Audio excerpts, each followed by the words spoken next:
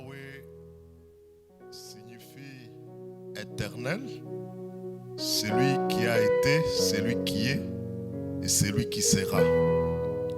Nous te bénissons, Seigneur, à ces instants ici, parce que c'est toi qui viens de nous réunir ici à ce lieu pour que nous puissions te célébrer ce culte. C'est toi celle qui est digne d'être louée, c'est toi celle qui est digne d'être exaltée, c'est toi celle qui est digne d'être élevée au milieu de ce culte, au milieu de cette assemblée. Oui, Seigneur, tu as fait de grandes choses pour nous. Merci pour le souffle que tu nous donnes.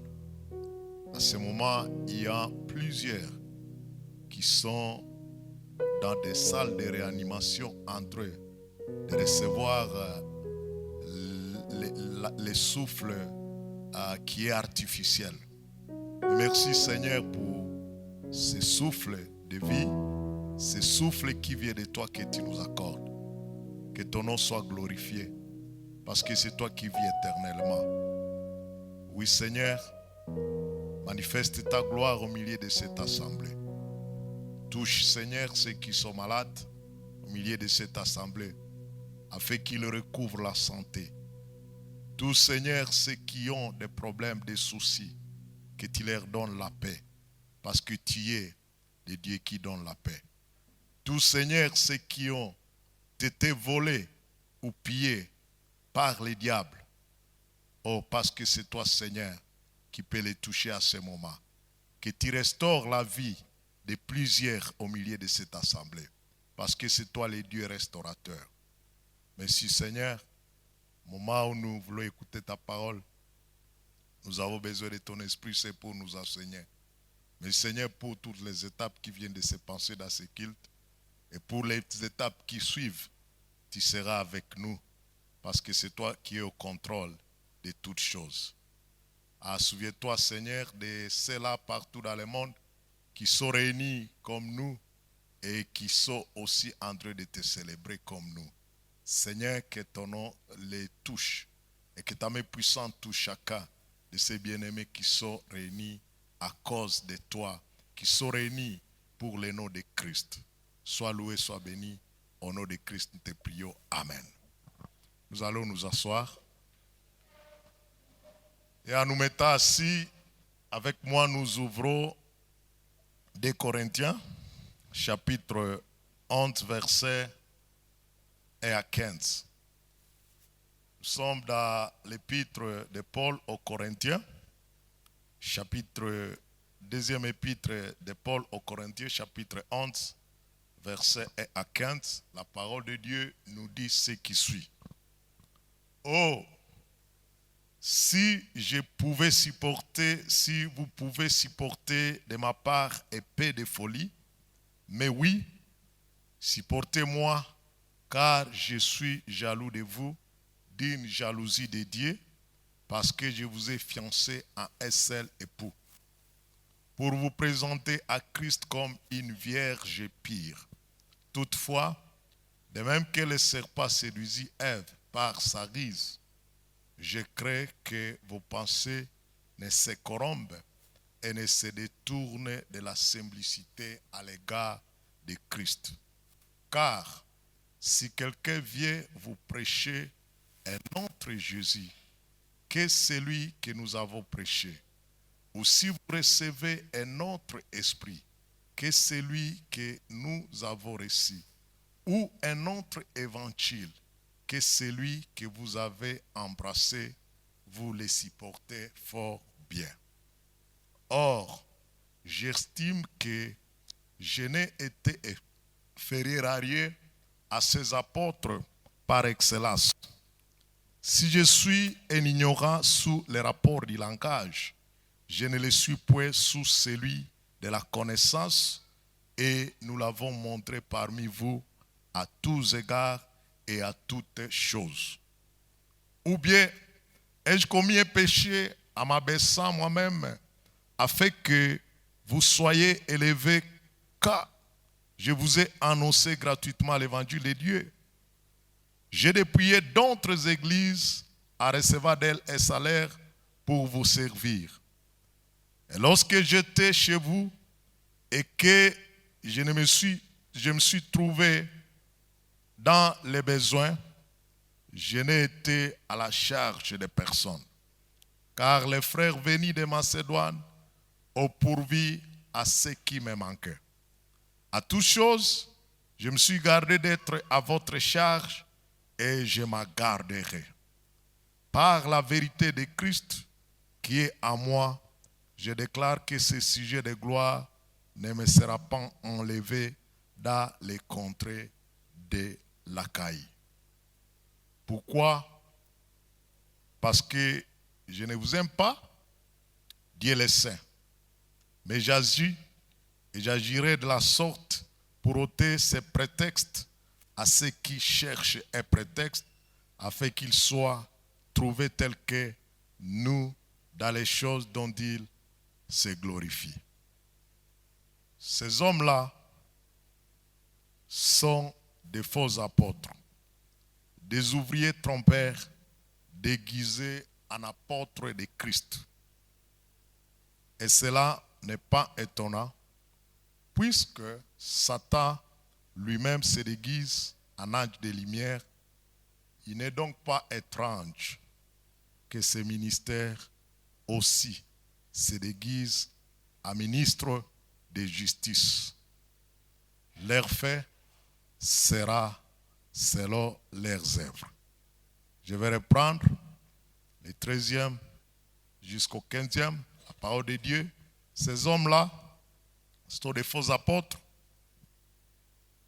des ouvriers trompeurs, déguisés en apôtres de Christ. Et cela n'est pas étonnant, puisque Satan lui-même se déguise en ange de lumière. Il n'est pas étrange que ces ministres aussi se déguisent en ministres de justice. Leur fait sera selon leurs œuvres. Nous lisons aussi Matthieu, là où nous avons été le dimanche passé. Matthieu 24. Matthieu 24.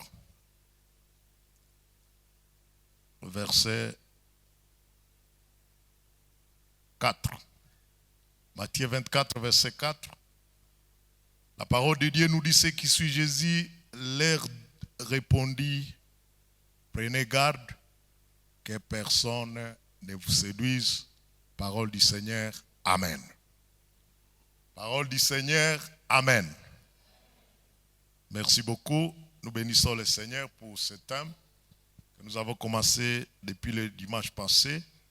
Le thème intitulé La mauvaise doctrine ou bien un faux enseignement conduisent à la perdition spirituelle. Bien-aimés, dans ce monde, depuis l'époque de Jésus et même avant Jésus, dans l'Ancien Testament, il y a eu toujours des faux enseignants qui ont paru. Si vous lisez le langage dans l'Ancien Testament, la Bible peut parler de faux prophètes. Des faux prophètes. Des gens qui disaient qu'ils ont reçu le message de la part de Dieu, quand bien même Dieu ne leur a pas parlé. Dans la Bible, vous pouvez trouver 3 types de prophètes. Il y a des vrais prophètes. Et un vrai prophète, c'est celui qui reçoit la parole de la part de Dieu et après avoir reçu le message de la part de Dieu, il les communique au peuple. Donc il reçoit de la part de Dieu et il transmet cela intégralement au peuple. Là, c'est dans la catégorie des vrais prophètes. Dans la Bible, là nous pouvons prendre par exemple l'exemple de Nathan. Dans la Bible, il y a aussi des faux prophètes. Et faux prophète, c'est cet homme-là qui utilise le nom de Dieu. Il peut dire: Dieu m'a parlé, car Dieu même n'a rien dit. Il dit, il parle au nom de Dieu, car le Seigneur ne lui a pas parlé. Et Vous voyez l'exemple de ce vieux prophète dont parle la Bible, qui est venu auprès des serviteurs de Dieu. Dieu, quand il lui avait donné la mission d'aller et de ne pas manger là où il va, mais il y a un faux prophète et faux vieux qui est venu dire à l'homme de Dieu que Dieu vient de me parler. Et cet homme-là, il a cédé et il est allé manger et il n'est pas arrivé chez lui parce qu'il n'a pas obéi aux principes de Dieu. Et beaucoup de prophètes, ils peuvent exister, des faux prophètes, ils peuvent exister à tout moment. Mais aussi, dans la Bible, il y a des prophètes désobéissants. Et là, c'est l'exemple de Jonas. Jonas, il a reçu le message de la part de Dieu pour aller chez les Névivites. Mais, au lieu d'aller à Ninive, il a désobéi à ce que le Seigneur lui avait donné comme message. Donc, celui-là, c'est un prophète désobéissant, bien qu'il a reçu le message de la part de Dieu. Il n'est pas allé auprès du peuple de Ninive et il est allé, il s'est enfui. Et celui-là, il est un prophète désobéissant. Et comme Dieu, dans son amour, il a récupéré encore pour le remettre là où il voulait qu'il arrive. Alors, bien-aimés, comme je venais de le dire, il y a toujours des hommes qui peuvent s'élever au nom de Dieu, bien qu'ils ne soient pas des hommes de Dieu. Alors, le passage que nous venons de lire, c'est Paul qui se présente comme un serviteur que Dieu a appelé. Et Paul s'adresse aux chrétiens de Corinthe qui lui causent des ennuis parce qu'ils suivent des faux apôtres qui se disent des apôtres de Christ. Et c'est pourquoi quand vous lisez les passages que nous avons lus, Paul, il dit, il était obligé de justifier son apôtre apostolique, son appel apostolique. Il était obligé de justifier son appel comme apôtre. Et à cet effet, il va dresser la liste de ses qualifications dans le passage ici. Vous voyez Paul en train de parler de lui-même. Et au premier verset, c'est ce qu'il qualifie comme il parle à ses auditeurs en disant, si vous pouvez supporter épée de la part de ma folie, épée de ma folie. Parce que Paul, dans sa nature, il voulait vivre l'humilité. Il ne voulait pas se justifier. Et parmi les auteurs de la Bible, vous allez savoir que Paul, il a écrit plusieurs épîtres. Il est, je dirais par rapport au nombre, il a écrit plusieurs lettres. Et il a écrit plusieurs livres par rapport aux autres écrivains de la Bible. À lui seul, il a écrit 13. Et son souci, c'était d'affermir l'Église pour que l'Église arrive au niveau de bien comprendre la véracité de la parole de Dieu. Alors, Paul, il ne voulait pas parler de lui-même, mais il a été obligé de le faire parce qu'il voulait ramener les chrétiens à leur adressant cette lettre. Il voulait ramener les chrétiens de Corinthe à la bonne voie.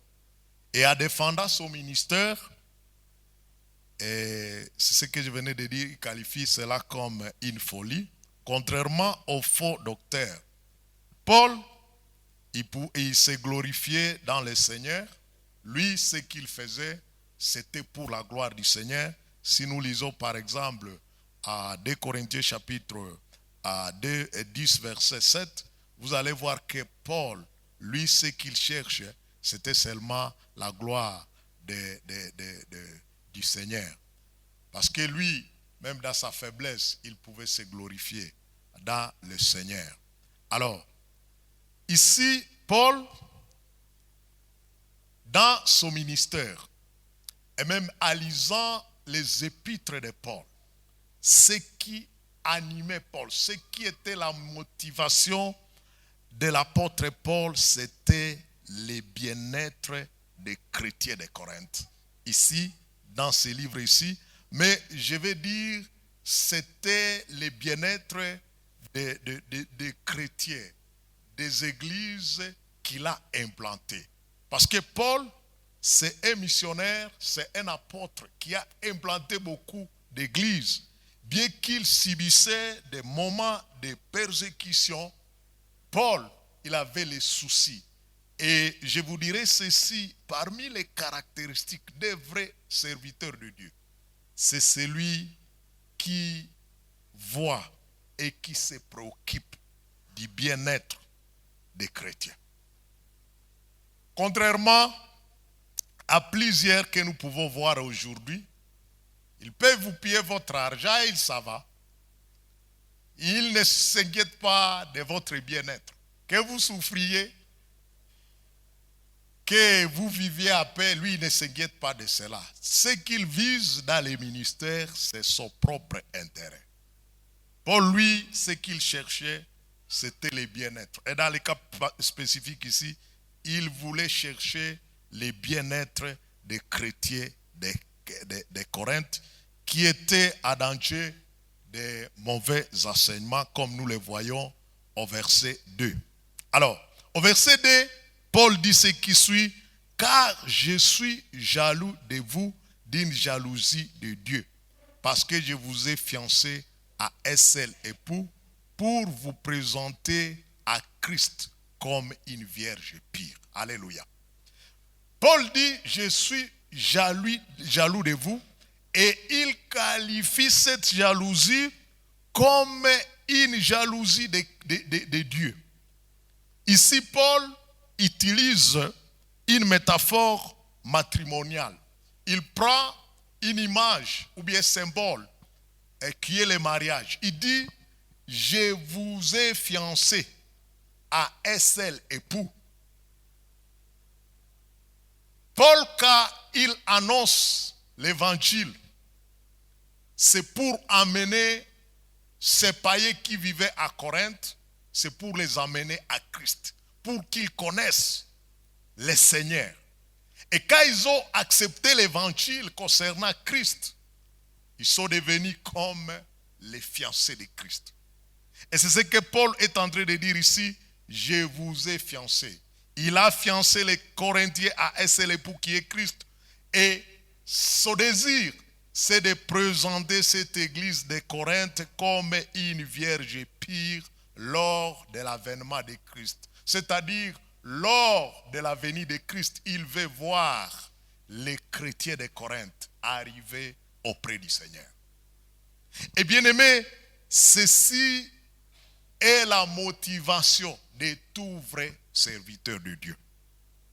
Alors, Paul montre l'intérêt sincère et profond qu'il portait à la condition spirituelle des chrétiens de Corinthe. Alors, la jalousie de Paul est une jalousie de Dieu, comme il le dit ici. Il dit, cette jalousie, je suis jaloux de vous, d'une jalousie de Dieu. Et vous savez que Dieu, parmi ses sentiments, il est le Dieu jaloux. Parce qu'il ne veut pas partager sa gloire avec une quelconque divinité.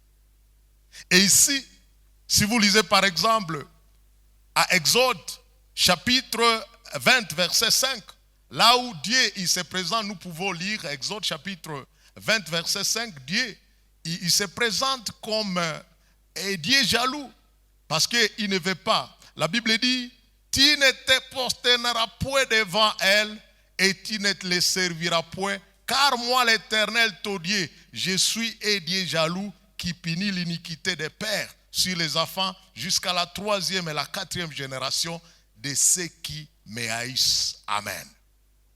Dieu, parmi ses sentiments, il est un Dieu jaloux. Donc Dieu, il ne veut pas partager sa gloire avec une autre divinité. Et ici, Paul, il dit sa jalousie est comme celle de Dieu. Parce qu'il sait bien qu'il a travaillé dans l'église de Corinthe. Il a gagné les gens pour Christ. Et grâce à lui, l'église a été implantée. Et maintenant, il y a des loups ravisseurs, des faux apôtres, des faux prophètes qui viennent travailler dans ces milieux-là et ils veulent enlever les cœurs, les pensées des Corinthiens au vrai Christ qu'ils ont reçu de la part de Christ, de la part de son serviteur Paul.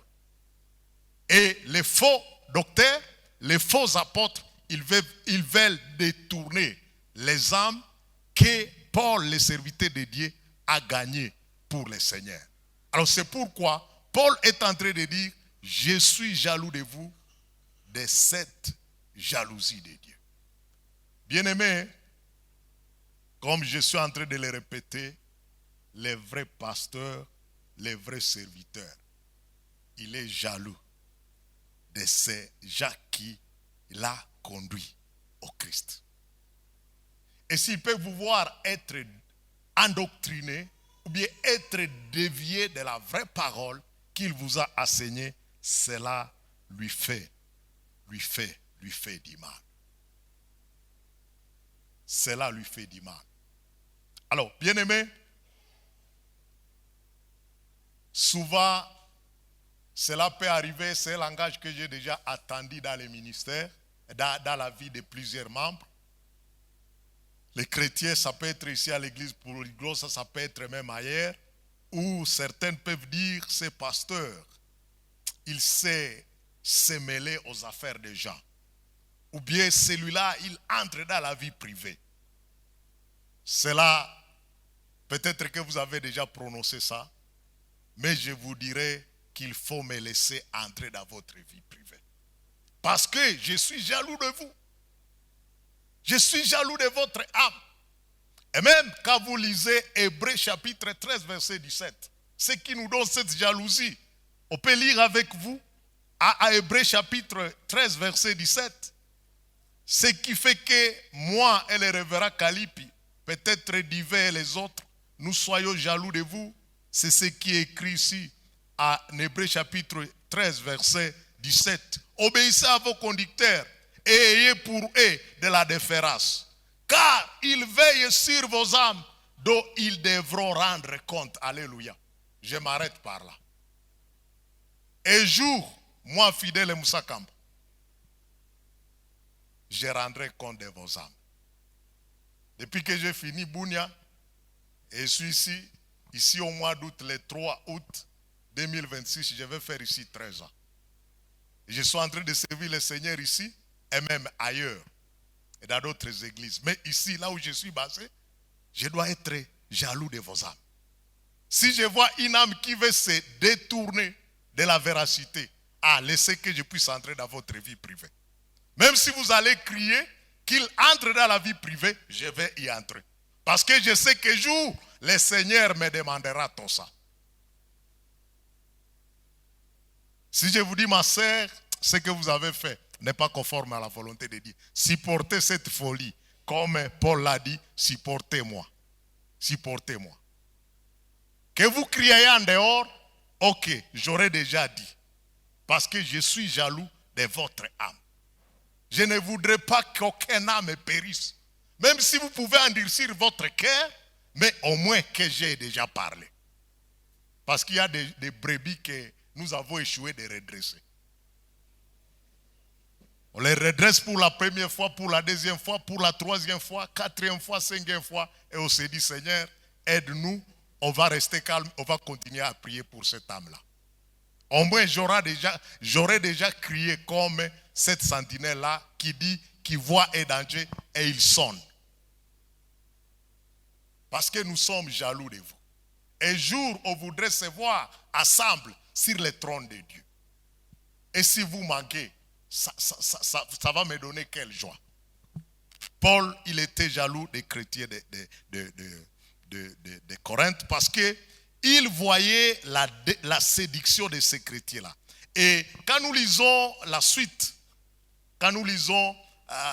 la Bible dit, troisième fois, toutefois, de même que le serpent séduisit Ève par sa ruse, je crains que vos pensées ne se corrompent et ne se détournent de la simplicité à l'égard de Christ. Car si quelqu'un vient vous prêcher un autre Jésus, que celui que nous avons prêché, ou si vous recevez un autre esprit que celui que vous avez reçu, ou un autre évangile que celui que vous avez embrassé, vous le supportez fort bien. Ici, c'est Paul qui s'adresse aux Corinthiens. Il dit, bien-aimés, je crains. Je crains les dangers qui peuvent vous arriver. Je crains que Satan ne vienne pas séduire les gens comme le serpent l'a fait pour Ève. Vous voyez, la séduction, c'est quoi? La séduction, c'est quoi? Détourner de la vérité, maintenant vous le faites tomber dans l'erreur, dans la faute. Et c'est ce que le diable a fait. Et il a criblé Ève dans le jardin d'Éden. Le serpent qui était risé a été utilisé par le diable et il vient se présenter auprès d'Ève. Et bien aimé, vous devez savoir, quand il y a la séduction, c'est lui qui vient séduire. Les faux apôtres, les faux prophètes, ils ne viennent pas avec une Bible étrange. Non, ils viennent avec cette même Bible, comme le cas du diable avec Ève. Le diable, il a pris les messages de Dieu. Parce que Dieu, au chapitre 2, il avait dit ce qui suit au 15e et au 16e verset. L'Éternel Dieu prit l'homme et le plaça dans le jardin d'Éden pour les cultiver et pour les garder. Et l'Éternel Dieu donna cet ordre à l'homme: tu pourras manger de tous les arbres du jardin. Mais tu ne mangeras pas de l'arbre de la connaissance du bien et du mal. Car le jour où tu en mangeras, tu mourras certainement. Là, c'est la parole de Dieu. La parole véridique de Dieu. Mais voilà ce que le diable suggère à la femme. Au 3e chapitre. Et la Bible dit, le diable, la femme vit, le diable vit, au deuxième verset, chapitre 3 dit, la femme répondit au serpent: nous mangerons du fruit des arbres du jardin. Mais quant au fruit de l'arbre qui est au milieu du jardin, Dieu a dit: vous n'en mangerez point et vous ne toucherez point de peur que vous ne mouriez. Mais écoutez ce que dit Satan au 3e chapitre, verset 1. Nous allons lire la deuxième partie. Dieu il dit à la femme: Dieu a-t-il réellement, vous ne mangerez pas de tous les arbres du jardin? Il a faussé. Pardon? Il a faussé la parole de Dieu. Et c'est ce que Satan aussi a fait pour Jésus à Matthieu chapitre, là où il y a la tentation, Matthieu chapitre 4. Vous pouvez lire avec moi, Matthieu chapitre 4. Matthieu chapitre 4. Et nous sommes au verset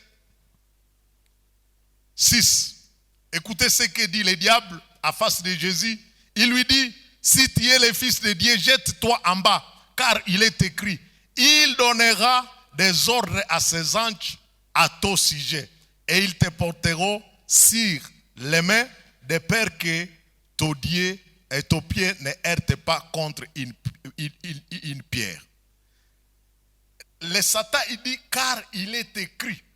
Et ce qui est écrit par Satan, c'est à Psaume 91. Psaume 91, c'est le verset que Satan a cité. Psaume 91, verset combien? Verset 11. Car il ordonnera à ses anges de te garder dans toutes tes voies. Et ils te porteront sur les mains, de peur que ton pied ne heurte contre une pierre. Ça, c'est la parole que Satan a tirée à Psaume 91 pour l'amener à Christ. Mais aussi Christ, qui est la parole et qui connaissait la parole plus que Satan, il dit: il est écrit. Le problème ici, c'était quoi? le diable a tiré un passage dans un contexte et il veut appliquer cela dans un contexte qui ne lui suit pas, qui n'est pas conforme. Parce que ici, quand Dieu a parlé à Psaume 91, c'était pour la protection de son peuple à face de la peste.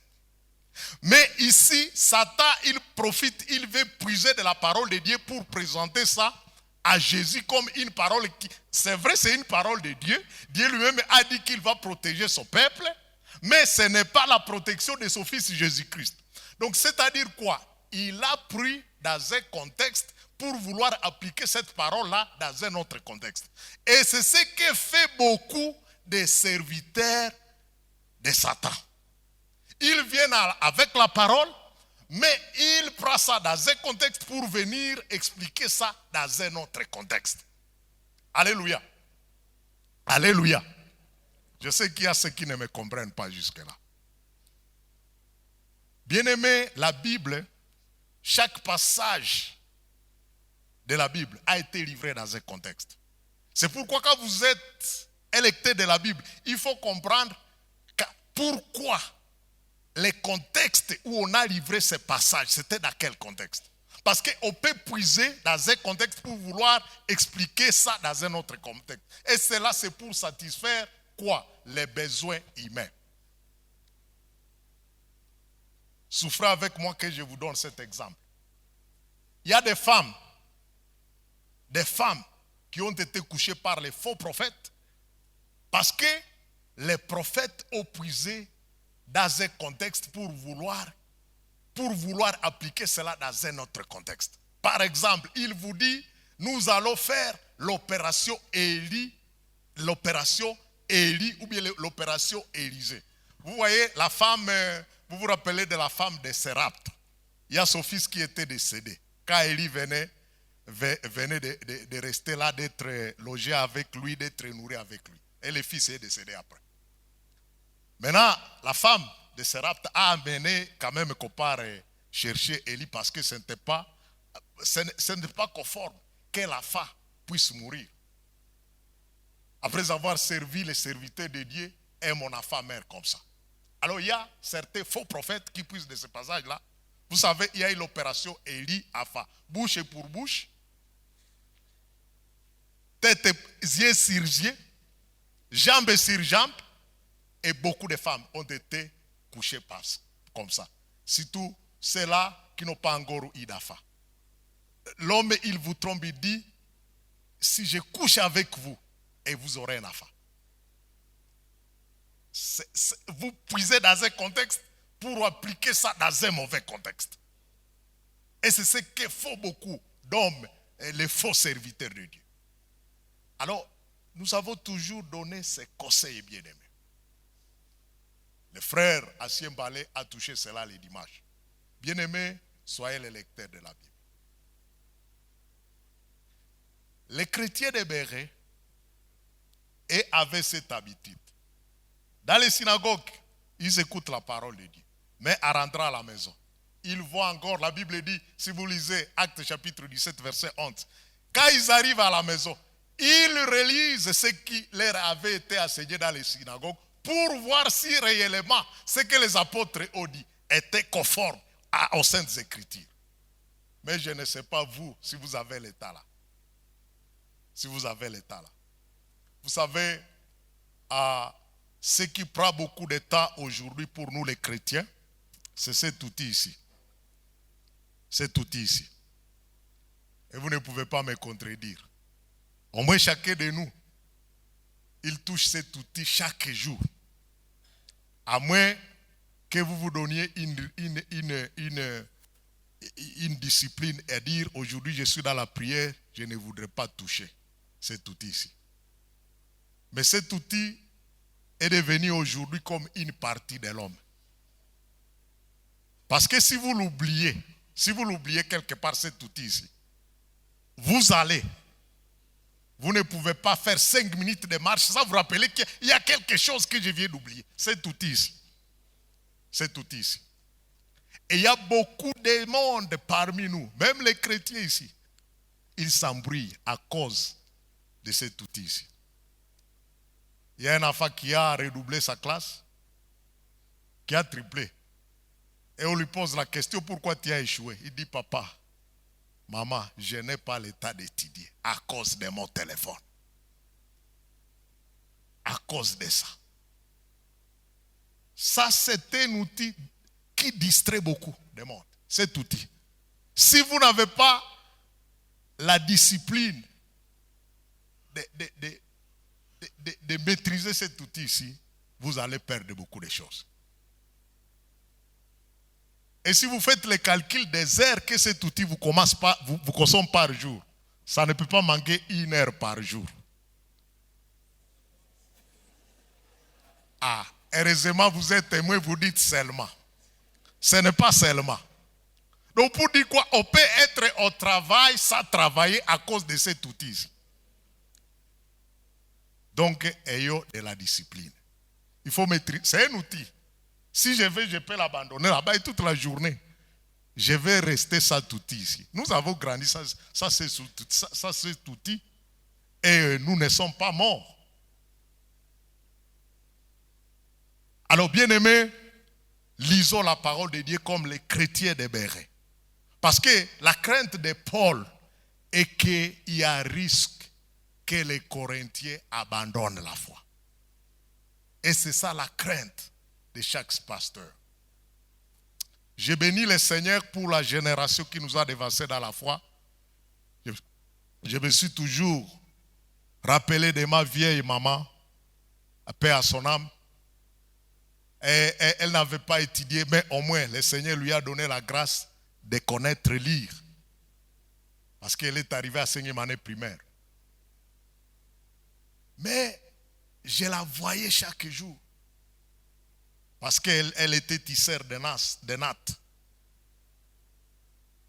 Quand elle se mettait pour tisser des nattes, la Bible était toujours à son côté. Avant de tisser, elle méditait la parole et elle mettait la Bible là-bas. Et s'il y a quelqu'un qui vient lui visiter, lui rendre visite à la maison, il y avait des moments où elle partageait d'abord la parole avec ces visiteurs-là et puis continuait à tisser ses nattes. Mais cette génération ici, bien aimée, la génération de WhatsApp, c'est une génération où on ne sait pas où aller. Je l'ai déjà toujours dit, et cela encore m'a touché dernièrement. J'ai demandé à mes enseignants de classe de baptême, à quelqu'un d'ouvrir les livres de Matthieu. Ah, bien aimé, trouver Matthieu, c'était difficile pour lui. C'est difficile pour lui. Alors, bien aimé, nous sommes des chrétiens. Un autre livre sacré, c'est la Bible. Normalement, on devrait connaître toute la Bible. Les étudiants qui sont ici, il y a des syllabus, il y a des gros livres de syllabus. On vous donne un syllabus de 900 pages. Vous étudiez ça. Mais pourquoi nous avons cette faiblesse d'étudier la parole de Dieu? Nous devons connaître la parole de Dieu. Parce que si nous ne la connaissons pas, les mauvais, il viendra avec cette même parole-là et il va nous cribler. Et ici, Paul, il est jaloux des chrétiens de Corinthe et il voit les dangers qui attendent ces chrétiens-là, qui peuvent se détourner de l'enseignement de Christ qu'il a communiqué, mais aussi, ils peuvent se détourner de l'esprit qu'ils ont reçu, ils peuvent se détourner aussi de l'évangile de Christ qu'ils ont reçu. C'est pourquoi il dit, je crains que vous ne soyez pas séduits comme Satan a séduit Ève dans les jardins. Bien-aimés, ne soyez pas séduits. Ne soyez pas trompés. Mais soyez des chrétiens affermis. Quand on vous présente du faux, même si quand on vous présente une vérité qui paraît, et du faux qui paraît comme une vérité, il faut avoir cet esprit-là de discernement. Parce que la Bible dit, nous devons examiner tout esprit. Il faut écouter, mais il faut examiner. Il faut examiner chaque esprit. Et savoir dire que ça c'est vrai, ça c'est faux. Parce que vous êtes outillés avec la parole de Dieu. Alors, le ministère de Paul, quand il parle de son ministère, il se dit que je ne suis pas quand même inférieur aux super apôtres ou aux faux docteurs qui se disent, qui se donnent la supériorité. Je ne suis pas quand même inférieur à cela. Et il dit, s'il peut l'être peut-être par le langage, mais il ne l'est pas par sa connaissance. Au moins, il connaît, même s'il ne peut pas bien parler. Vous voyez, ces faux prophètes, quand ils vous parlent, ils ont une fluidité. Les mots coulent de soi. Il ne peut pas bégayer comme moi ici. Il ne peut pas. Il vous parle. Quand vous l'écoutez, vous dites, oui, il y a un homme qui parle ici. Mais Paul lui dit, oui, ils peuvent l'être par le langage. Mais moi, au moins, ce que je communique avec ma faiblesse de langage, je connais que c'est la vérité. Alléluia. C'est la vérité. Et Paul, il dit ceci. Il dit, il a gratuitement prêché la parole de Dieu. Ce que Paul visait, c'était les âmes, pas l'argent. Il dit, j'ai prêché gratuitement. Et d'ailleurs, je n'ai pas été une fardeau pour vous. Je n'ai pas été une fardeau pour vous. Si vous lisez à partir du 7e au 10e verset du passage que nous avons lu à 2 Corinthiens, il dit, je n'ai pas été un fardeau pour vous. Je n'ai pas été une charge pour vous. Il y a aujourd'hui des serviteurs de Dieu qui sont devenus une charge pour leurs chrétiens. Et les chrétiens, ils fassent cela, je ne sais pas si c'est par ignorance. Il y a par exemple un serviteur qui planifie les repas de chez lui. Comme moi je peux planifier. Germaine, lundi, demain c'est lundi. Le repas qui va nourrir ma famille viendra de chez vous. Je quitte là-bas, je dis, Papa Kinang, le mardi c'est vous.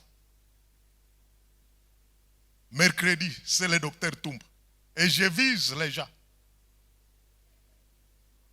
Le jeudi, c'est Gislain. Vendredi, c'est Mboueki. Et si vous n'arrivez pas à amener ce repas-là, c'est un problème avec les serviteurs de Dieu. Et les gens amènent ça et surtout les mamans. Vous doumiez qui? Vous servez qui vous?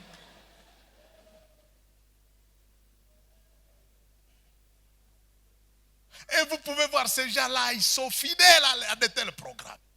Les serviteurs de Dieu, les serviteurs de Dieu, les serviteurs de Dieu. Tout ça. Et vous allez les voir, lui. Il est là, mais ses chrétiens sont là-bas. Lui, il est bien, et ses chrétiens sont là-bas. Sont aliénés comme ça. Ils peuvent vous piller. Moi, je connais un serviteur, je ne peux pas citer son nom. Il est arrivé ici pour piller les gens. Il dit, au moment des offrandes, il dit, bien-aimés, les offrandes, nous voulons donner les offrandes. Il dit, j'ai un téléphone ici, c'est iPhone. J'ai acheté ça à $800. Je donne ça pour la gloire de Dieu. Je donne ça pour la gloire de Dieu. Je suis la première personne à donner mon téléphone iPhone, $800. Maintenant, les esprits qui sont manipulables, ils viennent avec l'argent. Ils viennent avec l'oreille. Malheureusement, l'homme là qui a donné son iPhone, vous savez ce qui est arrivé? Quand l'activité est terminée parce que c'était une convention biblique, il est allé auprès des diacres. Il dit, cher diacre, je viens récupérer mon téléphone. On lui dit pourquoi? Il dit non, c'était un appât. C'était un appât. Vous voyez de tels serviteurs. Ils donnent, mais le cœur a d'autres pensées. Si c'est donné, que ça reste là-bas. Alors voilà, les gens, on manipule leurs esprits et sont pillés. Je sais qu'ici, dans cette église, on peut trouver les gens qui ont déjà donné plus ailleurs qu'ils n'ont jamais donné ici.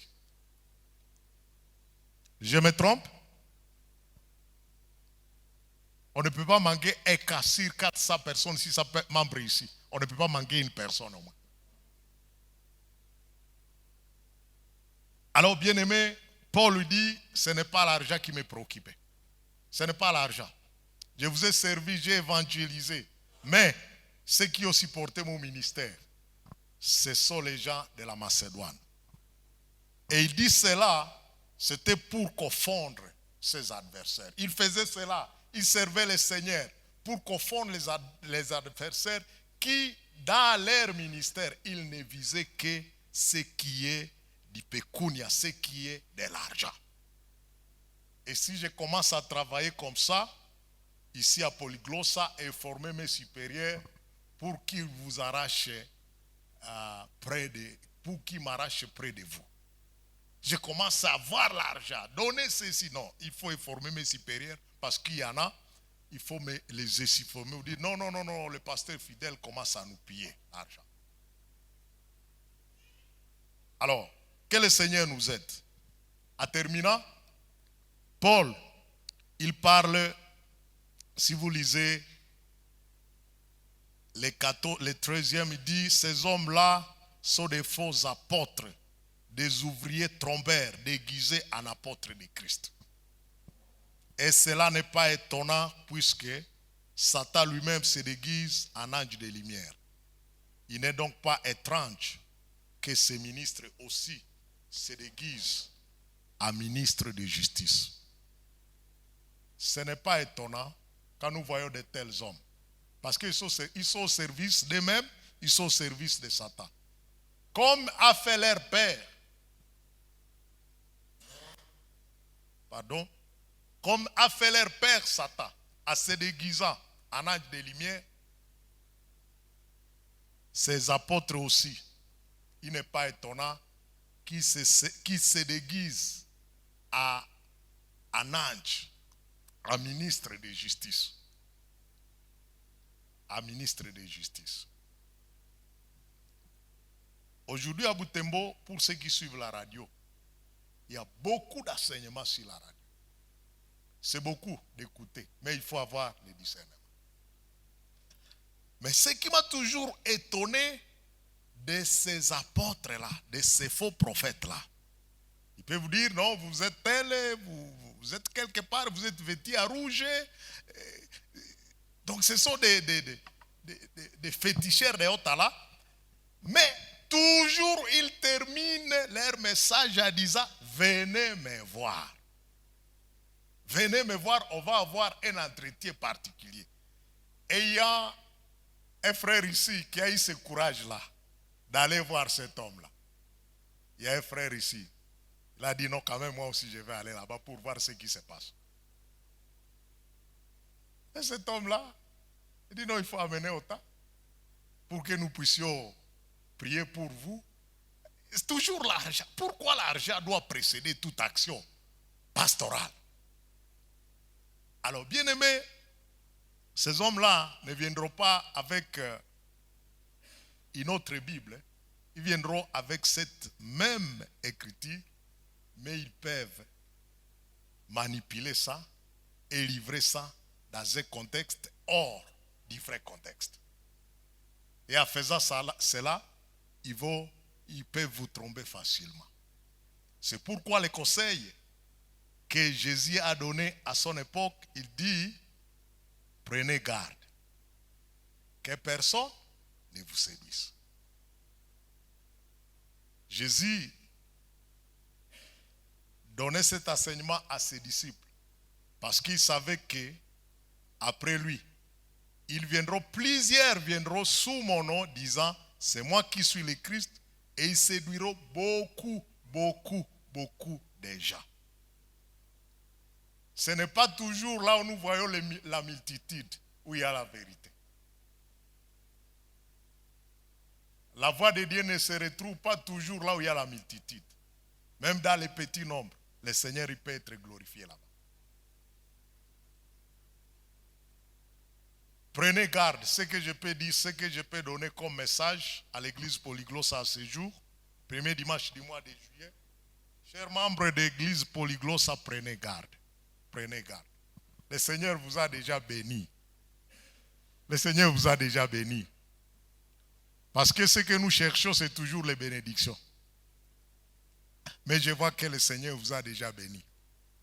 Ce qui vous manque, c'est le contentement de ce que le Seigneur vous a déjà béni. Comme moi ici, est-ce que je peux dire que je suis pauvre? Non. Je peux l'être dans d'autres domaines, mais je ne suis pas pauvre. Le Seigneur m'a déjà béni. Parce que chaque jour, il me donne à manger. Chaque jour, le Seigneur me vêtit. Chaque jour, le Seigneur me donne l'eau à boire. Et s'il y a quelqu'un qui tombe malade dans ma famille, au moins, elle ne passera pas une semaine tout à rester à l'hôpital.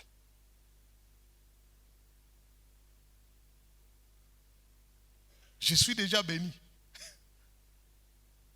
Parce que jusque-là, depuis que j'ai eu ma voiture, je n'ai jamais manqué le carburant. Et je cherche encore quoi?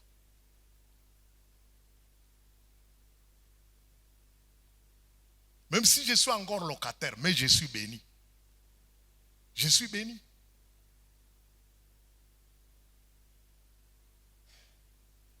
Vous êtes déjà béni. Qu'est-ce que vous cherchez encore? Des millions? Pour amener où? Pour amener où?